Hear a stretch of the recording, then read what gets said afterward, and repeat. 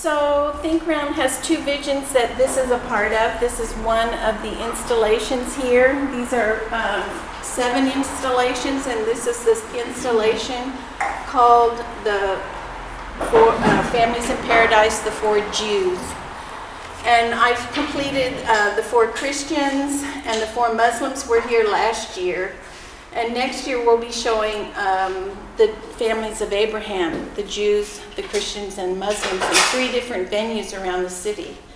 And we'll be having family art making and talks, panel discussions, to try and think of ways to temper and redirect the hard feelings between these family members.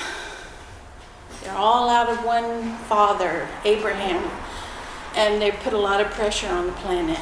And we need to think about as San Franciscans where we believe that we're on the cutting edge or the leading edge of thought and the leading edge of human development and human spirituality.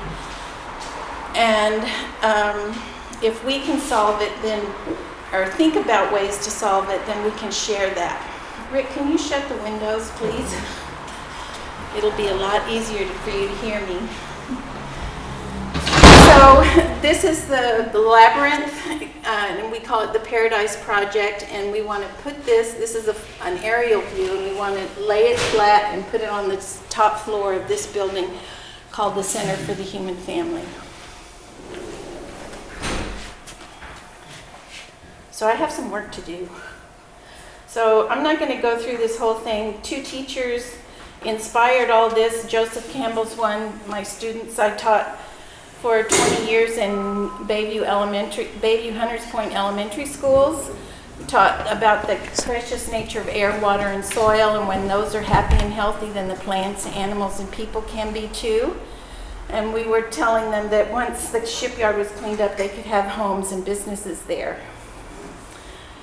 And what they were teaching me, my students, is that it takes a village to clean up and reuse one's own toxic past. I didn't realize, it took me many years to come to understand the adversity that I grew up in, and most of it I had repressed and forgotten.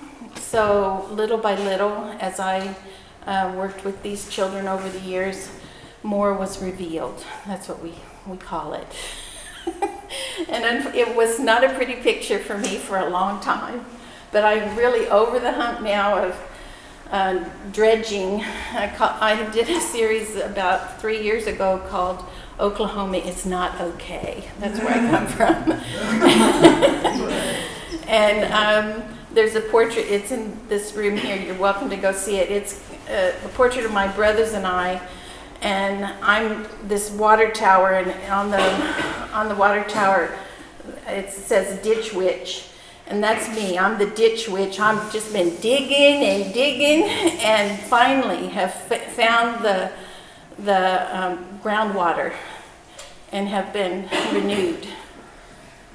Thanks to a program that we now represent here at Think Round Inc. called Turning the Tide of Trauma. So the other teacher was Houston Smith, and I studied his work, and this is his information about what are the 7 major world religions. And so this was made manifest in front of me in 2004. So it's been on the drawing board. The first installation was the 4 Christians was done in 1999 to 2000 at the Bayview Opera House. And a third teacher, Oprah Winfrey and Gary Zukav, he says the purpose of our journey on this precious earth is now to align our personalities with our souls. It's to create harmony, cooperation, sharing, and reverence for life. It's to grow spiritually. This is our new evolutionary path. So that's what this is about, really trying to, and that's what I've been doing all these years, is aligning my personality with the intention of my soul. And I feel like I've, have come to some new understanding about what happened and what that was for. So when everybody can do that, if everybody would do that, and manifest heaven on earth, to manifest heaven on earth, it will require a new paradigm of living. We need to think about creating a love model where cooperation and abundance are the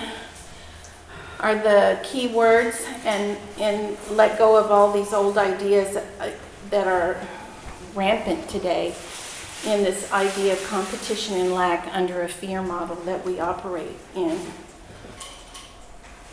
Is that pretty self-evident? So the other thing that our project asks is aging and illness. With NIH is now funding research to study this question. All of these things you've heard something about, but there's scores and scores more. The research is being done. And humans are getting older and older. In the 1850s, 43 was the average lifespan, and some babies today may live to be 150. No. Yeah, that's true. It's true. No. Now, we wouldn't want that because we knew what it was like for us, but if we have a love model, it would be wonderful to live to be 150. Yeah. Wouldn't it? Yes. Some people don't know that. In Los Angeles, there's a man, he was playing a movie back in the 30s, how does he call? His name Norman Lloyd. Uh-huh. He born in 1914. And at the time he was 100, they made a party for him in City Hall.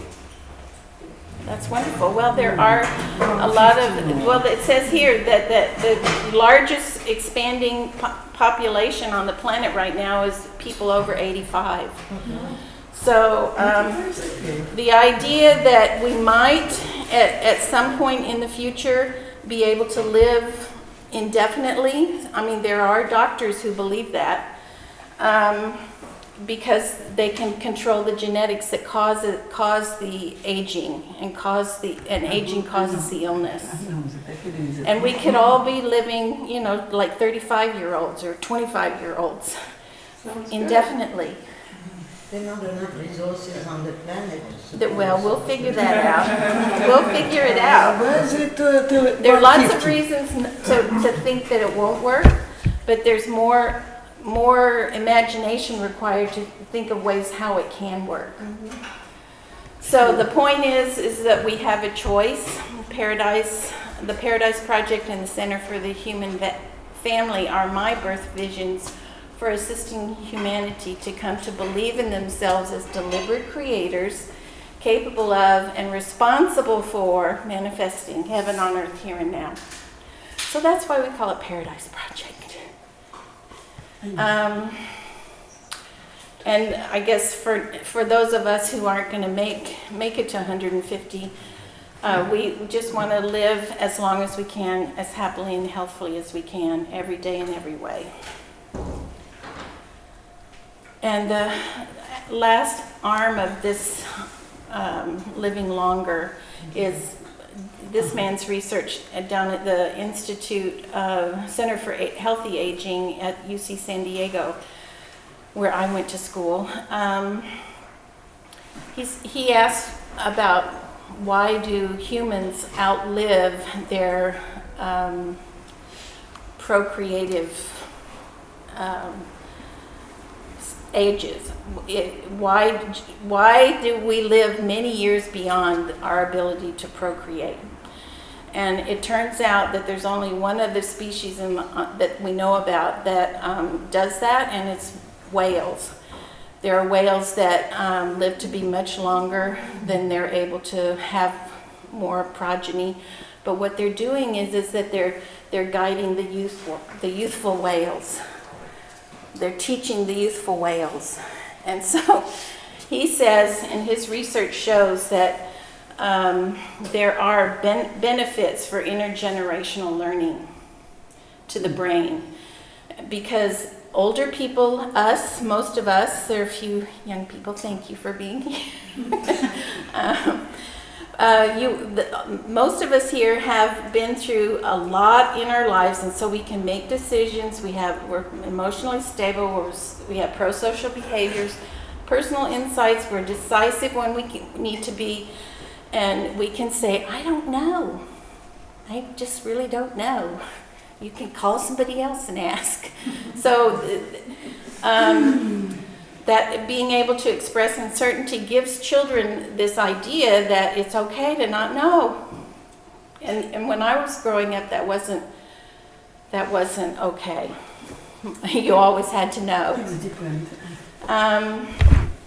Anyway, so there is, and it's a fact that children who grow up with seniors around them in learning environments, they live longer than children who don't. So we want to encourage in our programming to have intergenerational learning. And we know now, this doctor, Spencer Wells, he has given us proof that genetically we humans are family. We all know that we all came out of Africa, and the trip out of Africa has left us in this setting. Each of us are bearing a lot of stress. We each have our own cross, and typically that lands not at work, but at home. And so we want to talk about that a bit. So adverse childhood experiences, the diva of ending them is this Nadine Burke-Harris. If you haven't heard her TED Talk, just Google her name and listen for 16 minutes and she'll convince you that this is the next wave of bringing paradise to be by ending adverse childhood experiences. So Kaiser and the Center for the Disease Control discovered that 4 more adverse childhood experiences will cause you to die 20 years younger than your peers who don't have them. And you will die from 7 of the 10 causes of adult death. It changes the brain development in children and interferes with proper reading of the DNA, so all the body parts don't operate as well as they should. So she says that Kaiser's not going to do it, the CDC's not going to do it, they're not going to fix it, but she's asked everybody to join the movement to end this.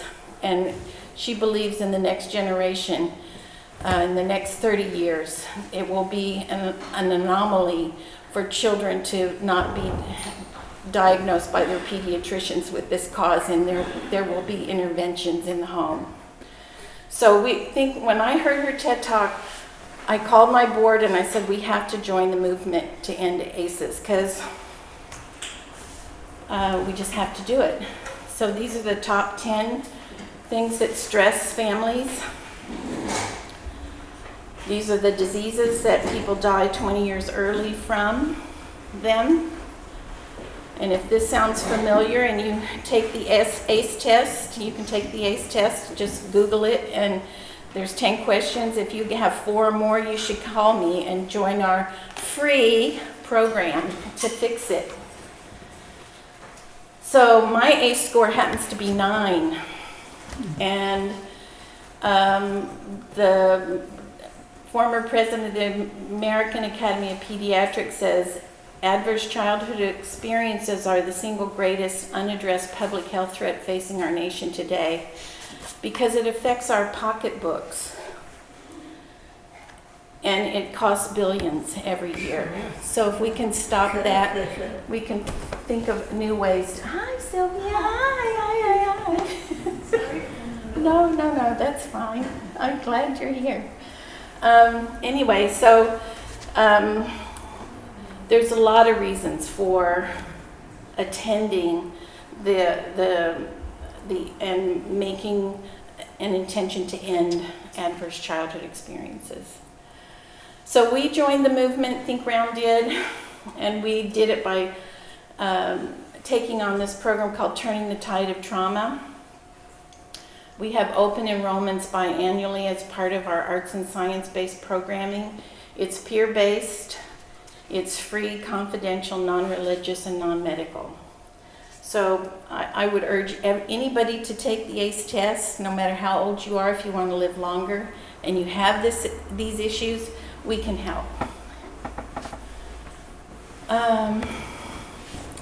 So why create the Paradise Project, all these 7 installations, and lay them out as a labyrinth, a permanent labyrinth, and build the Center for the Human Family. We want to mark the end of marginalizing the issue of childhood trauma and the suppression of women and children by the 7 major world religions in the United States and around the world, and to celebrate the heart of its cause and hope for its cure, home and family. So if you grew up like I did and came out as an adult stiff as a board and feeling like, you know, the crust of the earth is going to drop off of this metallic ball, I didn't realize that not everybody felt as stressed as I did, because I grew up that way. And it wasn't until I did the turning the tide of trauma that began to fall away, and I could sleep at night without panic and so on. Anyway, so this is the idea that when we have happy, joyous, and free parents, we can have happy, joyous, and free children. And when children are happy, joyous, and free, we can have happy, healthy, sustainable families. So the way that my higher power has had me figuring out what my difficulties were from childhood is through my artwork. This is a painting I did for my MFA show of my own family. I painted for my own family photographs in the beginning. And you can see this is an Easter celebration. It was called Oklahoma is Okay, Seasonal Rituals, 1959. And so there we are. This is me. I have no legs and nobody has a face. Mm-hmm. So I had no idea what that meant, but I do now. So this is, like I said, an aerial view, and the 7 labyrinths here that we call the Tree of Life a labyrinth, and we represent the 7 major world religions and families of different ethnicities for Asian, African, European, Latin. For the Jewish families, it was not possible to do that. For whatever reason, I could not find Jews of different ethnicities. I found 2 Sephardic Jewish families and 2 Ashkenazi Jewish families, but I tried to get African Jewish families because I know they're here in the city, but nobody would give me access. Nobody would let me talk to them.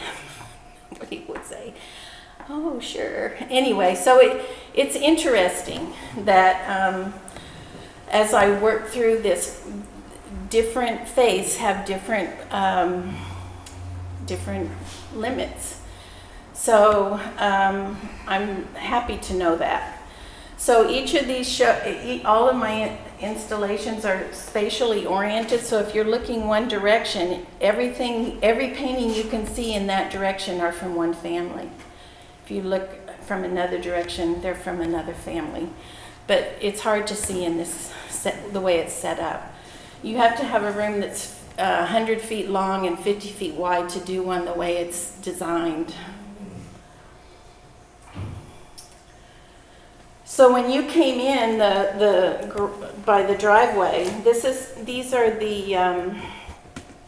the 4 front yards, and these are the 4 infants. So the purple circle, the 4 infants. Through the middle is 4 adolescents, and the 4 backyards.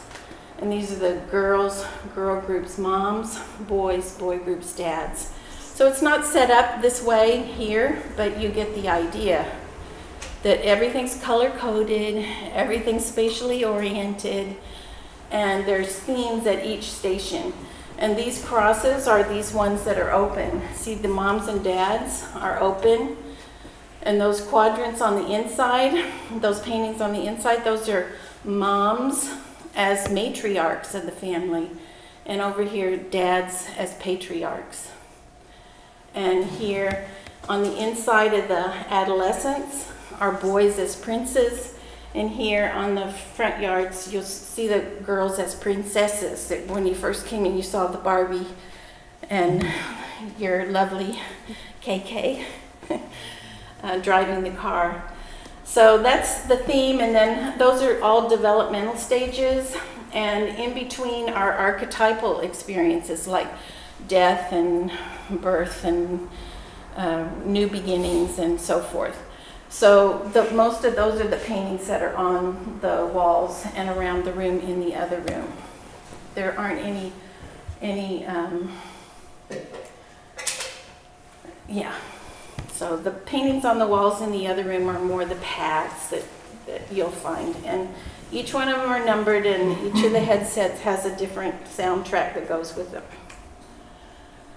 So in the end, when it's done, there will be a labyrinth, and you'll be able to see all the front yards, all the infants, all the boys and girls, the adolescents, boy groups, girl groups, moms and dads, all the backyards, and in the center will be a hologram of the earth as our shared backyard. And we have a video, and I'm just going to jump to the video.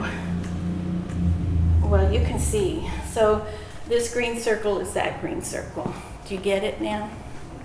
Mm-hmm. Yeah, okay. And here's one where I could set it up the whole way. We painted the paths on the floor, and everything's freestanding. All of these 78 paintings on the floor are mine. And all the artwork on the walls are the children that we taught. And they were paintings of air, water, soil, plants, animals, people, and all their art teachers are with them. And so that show was called Families in Paradise.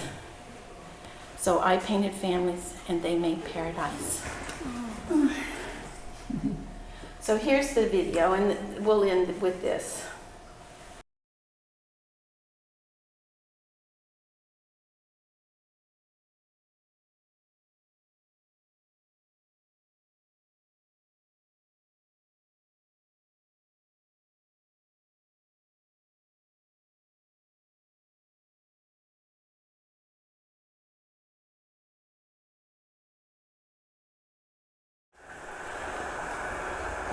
So you get the idea?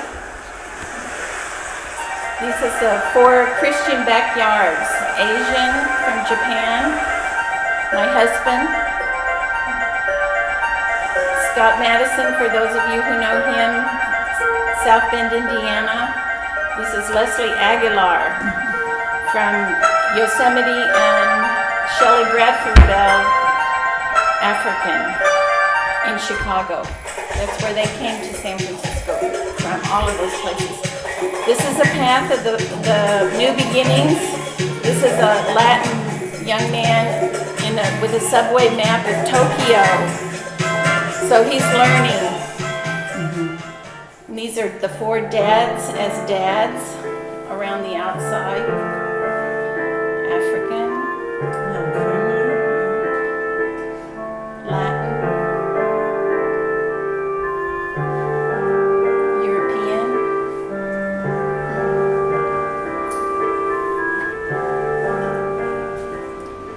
dads as patriarchs. This dad is African dad who died smoking White Owl cigars. This is a dad who left the family. This is a dad who was at work all the time. And this was a dad who was a batterer.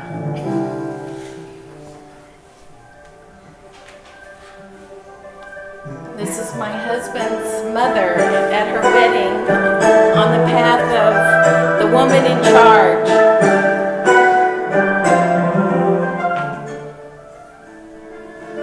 Now these are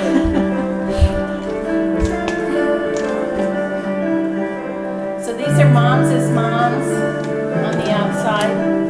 Shelley's moms. Richard's mother and grandmother. That's Richard in the middle.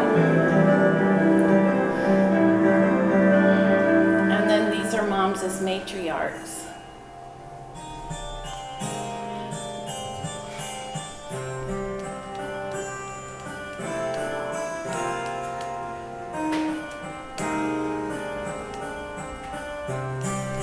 And the iconography of the halo is Christian. So when you see any of my families who have halos, they're Christians. This is the path of negotiators. This is Scott Madison with his sister on a teeter-totter.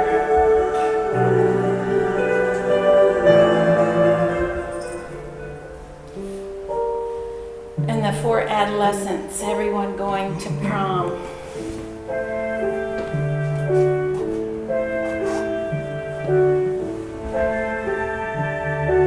Except Richard, he's studying. He didn't go to his prom? No. Oh. And these are boys as princes.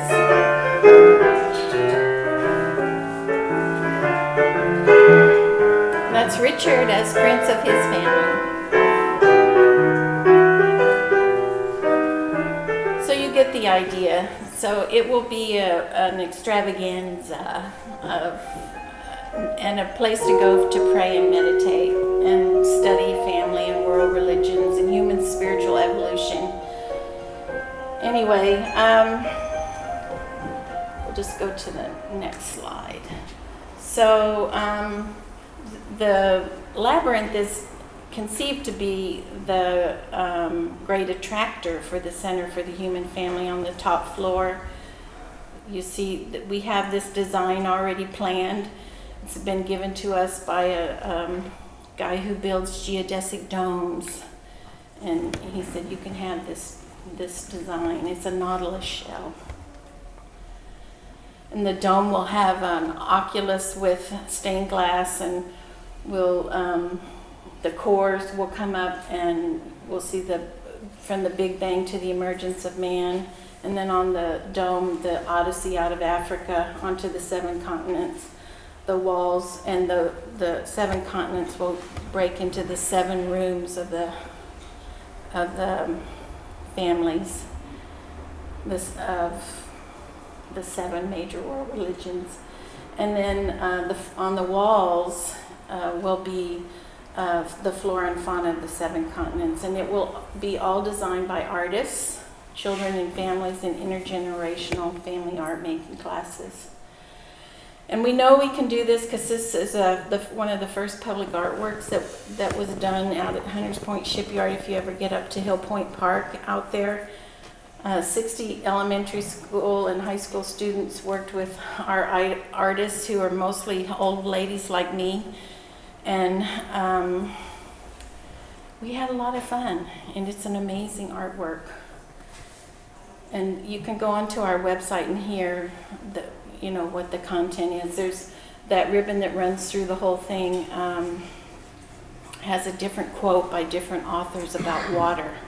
12 women authors and 12 men. When I first selected the writings, it was all men, and I said, no, we're not going to do that. We're going to have 12 women and 12 men. So you can see how it looks all laid out.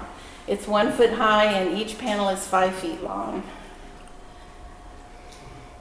So the Center for the Human Family on the 2nd floor will have facilities for individuals and group families and folks to study world religion, human spiritual evolution, consciousness, and creativity.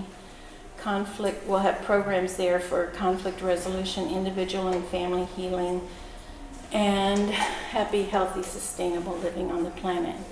So you can see that these are some paintings from the 4 Christians here, the 4 Muslims, and now here are the 4 Jews. So Families in Paradise, Families of Abraham, that'll be next year at 3 different venues.